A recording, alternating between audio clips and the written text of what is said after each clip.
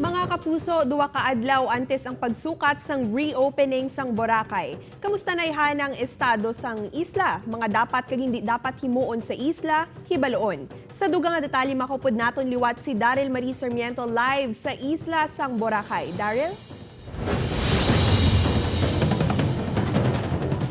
Kate, sa anibersaryo sang liwat nga pagbukas sang isa sang Boracay, may pila ka mga pagsulundan nga mas strikto nga ginapatuman.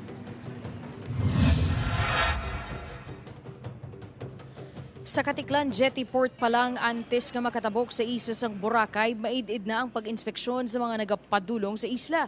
Ginausisa kung bala may tiniran nga hotel gani antes pa man magpadulong sa isla, dapat nga naka-online transaction na o kung magpakig-angot sa Department of Tourism agud makapangayo sang lehitimo kag accredited nga hotel accommodation. Bisan pa makabig off-season ang bulan sang Oktubre, padayon ang pagdagsa sang turista. May mga pulis sa lugar kag may police assistance desk man agud mag-akomodar sa mga pamangkot sang publiko. Ang ini nga turista gikan pa sa Texas, gindayaw ang madali nga proseso sa pagsulod sa Boracay. We actually booked it just last night, so everything was smooth. We had no issues. Pareho man ang obserbasyon sang ini nga foreigner gikan sa Guam nga kaduha ka beses na magpadulong sa Boracay.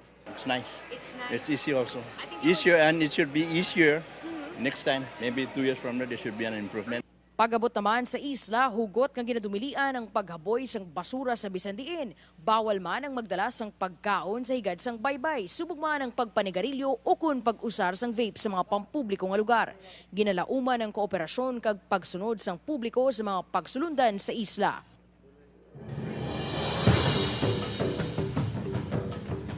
Kate, manuntisyaran man nga madamo sang kapulisan sa palibot magluwas sa seguridad sang publiko, ila man nga ginapasiguro nga ipatuman ang tanan nga do's and don'ts sa isla. Kate? Madamo nga salamat, Daryl Marie Sarmiento.